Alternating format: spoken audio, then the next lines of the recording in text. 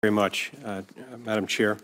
I want to welcome to our committee again my friend Mark Whitney, who, in addition to being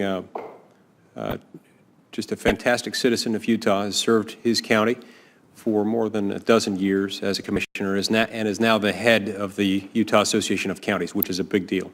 So we're honored to have you here, sir.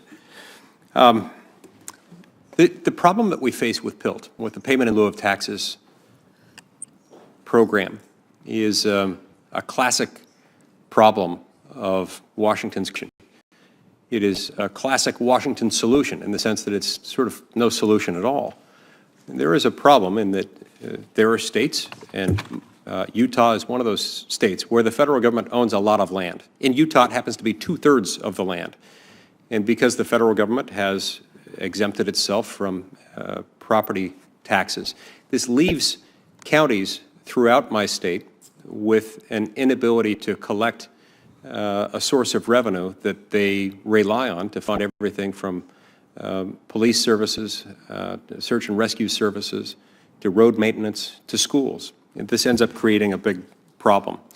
To deal with that problem, Congress has come up with PILT and uses a formula it may or may not use at any given moment, and then leaves the states subject to the will and whim of Congress as to when, whether, to what extent, how to follow through on its plan to provide these payments in lieu of property taxes.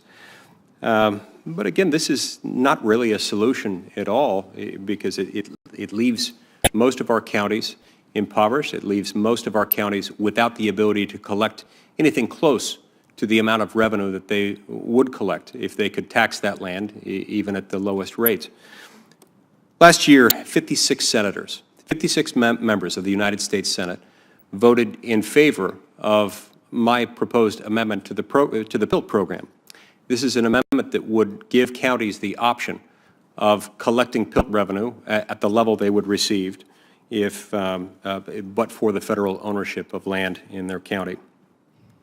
I'd like to note that these were not all Republican votes. There was some bipartisan support for the bill, including at least one member of this committee, Senator Manchin from West Virginia, voted for it. Mr. Whitney, if Beaver County's PILT payment more accurately reflected the obligations imposed on your county, what would you be able to do with that money? Thank you for that question, Senator Lee. There is many things that we could do in our county. It takes everything we've got. We've got over 900 miles of roads that we have to take care of with only 6,300 or 6,700 citizens.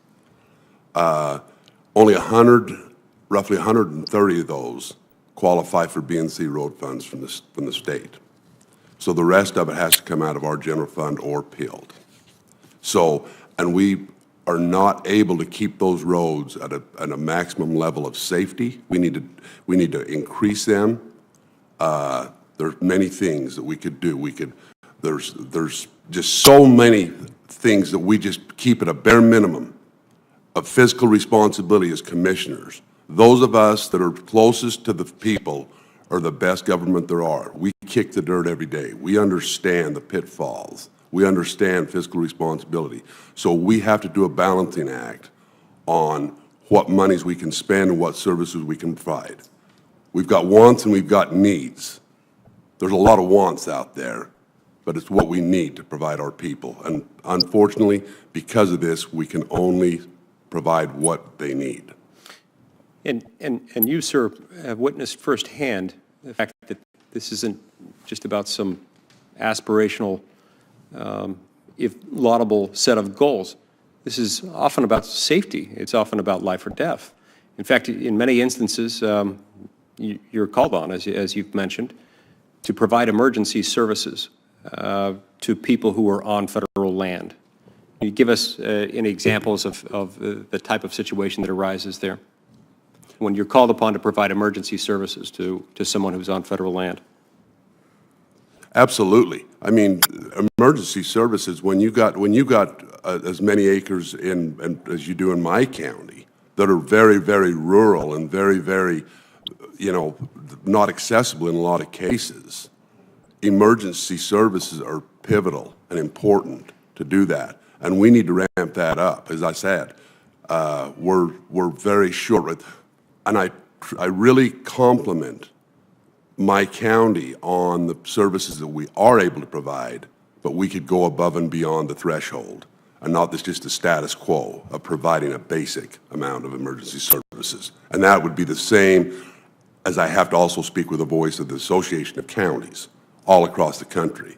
I think you've heard testimony from my other fellow commissioners in their counties, the same story.